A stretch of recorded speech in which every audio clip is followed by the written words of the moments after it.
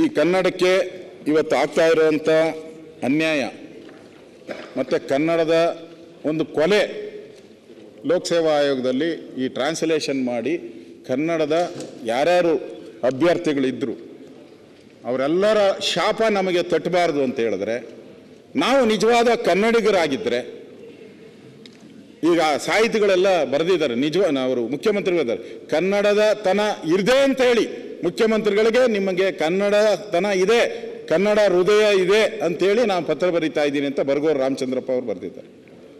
ಇದ್ದರೆ ನಾವು ಈ ಅಧಿಕಾರಿ ಯಾರಿದ್ದಾನೋ ಅಧಿಕಾರಿನ ಕೂಡಲೇ ಅಲ್ಲಿಂದ ಸಸ್ಪೆಂಡ್ ಮಾಡಬೇಕು. ನಾವು ಭಿಕ್ಷೆ ಬೇಡ್ತಾ ಇದ್ದೀರಿ ಸರ್ಕಾರದಲ್ಲಿ, ಅನುದಾನಕ್ಕೆ ಹಣ ಇಲ್ಲ, ಹಣದ ಕೊರತೆ ಇದೆ. ಈ 30 ಕೋಟಿ ಹಣನ 100 ಕೊಡಿದ್ರಲ್ಲ, ಈಗ ಮತ್ತೆ ಅದನ್ನು ಎಕ್ಸಾಮ್ ಮಾಡಬೇಕು, ಇನ್ನೂ 15 ಕೋಟಿ ಬೇಕದು. ಈ 30 ಕೋಟಿ ಯಾರು ಕೊಡ್ತಾರೆ ಅಧ್ಯಕ್ಷರು? ಯಾರು ತಪ್ಪು ಇದರಲ್ಲಿ?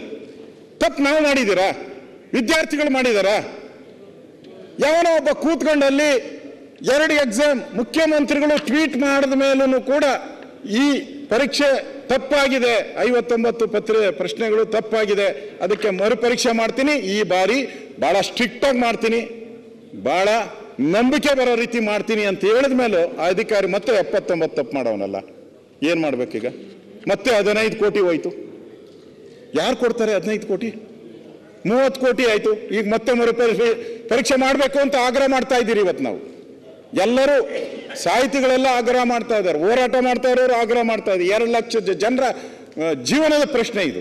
ಓಕೆ, ನೀವು ಅವನ ಮೇಲೆ ಕ್ರಮ ಯಾರ ಹತ್ರ ವಸೂಲಿ ಮಾಡಬೇಕು? ನಂದು ಇದು ಮುಖ್ಯವಾಗಿ ಈ ಪೂರ್ವಭಾವಿ ಪರೀಕ್ಷೆಯನ್ನು ರದ್ದುಗೊಳಿಸ್ಬೇಕಿದು, ಮಾಡಿರೋದನ್ನ ರದ್ದುಗೊಳಿಸ್ಬೇಕು. ಹಳೆ ಅಧಿಸೂಚನೆ ಹಿಂದಕ್ಕೆ ಪಡೆದು ಹೊಸ ಅಧಿಸೂಚನೆ ಹೊರಡಿಸ್ಬೇಕು, ಹೊಸ ಎಕ್ಸಾಮಿನೇಷನ್ ಮಾಡಬೇಕು. ವಯಸ್ಸಿನ ಮಿತಿ ಯಾರಿಗೆ, ಈಗ ಈ ಟೈಮಲ್ಲಿ ವಯಸ್ಸಿನ ಮಿತಿ ಏನಾದ್ರು ತಪ್ಪೋಗಿದ್ರೆ ಆ 2,30,000 ಜನಕ್ಕೆ ಮತ್ತೆ ಪರೀಕ್ಷೆ ಬರೆಯೋಕ್ಕೆ ಅವಕಾಶ ಮಾಡಿಕೊಡ್ಬೇಕು. ಈ ಗೂಗಲ್ ಭಾಷಾಂತರ ಮಾಡಿರ್ತಕ್ಕಂಥ ಅವನಿಗೆ ಶಿಕ್ಷೆ ಗುರುಪಡಿಸ್ಬೇಕು. ಈ 30 ಕೋಟಿ ಹಣವನ್ನು ಹಾಳು ಮಾಡಿದ್ರಲ್ಲ, ಅವರಿಂದ ಈ ಹಣವನ್ನು ವಸೂಲಿ ಮಾಡಬೇಕು. ಮತ್ತು ಈ ಪ್ರಶ್ನೆ ಪತ್ರಿಕೆ ಗೊಂದಲ ಆಗ್ತಾ ಇದೆ, ಇದು ಮತ್ತೆ ಆಗಬಾರ್ದು.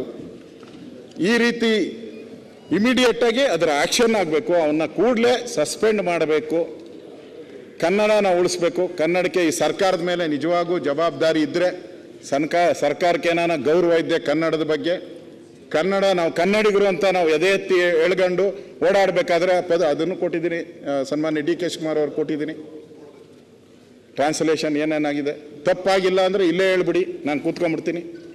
ದಾಖಲೆಗಳು ಕೊಟ್ಟಿದ್ದೀನಿ, ಫೋರೆನ್ಸಿಕ್ ರಿಪೋರ್ಟ್ ಕೊಟ್ಟಿದ್ದಾರೆ, ಲೋಕಾಯುಕ್ತದಲ್ಲಿ ಹೆಂಗೆ ಮೋಸ ಮಾಡ್ತಾ ಇದ್ದಾರೆ, ದುಡ್ಡು ಹರಾಜ್ AC ಹರಾಜ್, ತಹಸೀಲ್ದಾರ್ ಹರಾಜ್ ಎಲ್ಲ ಕೊಟ್ಟಿದ್ದೀನಿ, ನಾನು ದಾಖಲೆಗಳು ಕೊಟ್ಟಿದ್ದೀನಿ, FIRಗಳಾಗಿದೆ ಪೊಲೀಸ್ ಸ್ಟೇಷನ್. ಇಷ್ಟಿದ್ರೂ ಕೂಡ ಸರ್ಕಾರ ಕಣ್ಣು ಮುಚ್ಕೊಂಡು ಕೂತ್ಕೊಂಡ್ರೆ ಹೆಂಗೆ? ನಮ್ಮ ಡಿಮ್ಯಾಂಡು ಇಮಿಡಿಯೇಟ್ ಆಗಿ ಅವನ್ನ ಯಾವ ದುರಾಂಕಾರದಿಂದ ಕನ್ನಡಕ್ಕೆ ದ್ರೋಹ ಬಗೆತಾ ಇದ್ದಾನೆ, ಕನ್ನಡಕ್ಕೆ ಚೂರಿ ಆಗ್ತಾ ಇದ್ದಾನೆ, ಅವನಿಗೆ ನಾಲಿಗೆ ಕಟ್ಟು ಮಾಡೋ ರೀತಿ ನಮ್ಮ ಆಕ್ಷನ್ ಆಗಬೇಕು. ಅವನಿಗೆ ಪನಿಷ್ಮೆಂಟ್ 30 ಕೋಟಿ ಲಾಸ್, ನಮ್ಮ ಖಜಾನೆಗೆ ಲಾಸ್ ಮಾಡಿದ್ದಕ್ಕೆ ಅವನಿಂದ ವಸೂಲಿ ಮಾಡಬೇಕು. ಇಷ್ಟು ಆಗಬೇಕು ಅನ್ನೋ ಡಿಮ್ಯಾಂಡನ್ನು ನಾನು ಮಾಡ್ತಾ ಇದ್ದೀನಿ. ದಯವಿಟ್ಟು ಈ ಸರ್ಕಾರಕ್ಕೆ ಏನಾನ ಕಾಳಜಿ ಇದ್ದರೆ, ಸರ್ಕಾರಕ್ಕೆ ಕನ್ನಡದ ಬಗ್ಗೆ ಅಭಿಮಾನ ಇದ್ದರೆ ಕೂಡಲೇ ಮಾಡಬೇಕು ಅಂತೇಳಿ ಆಗ್ರಹವನ್ನು. ಸುರೇಶ್ ಗೌಡ್ರು, ಅದಕ್ಕಿಂತ ಮುಂಚೆ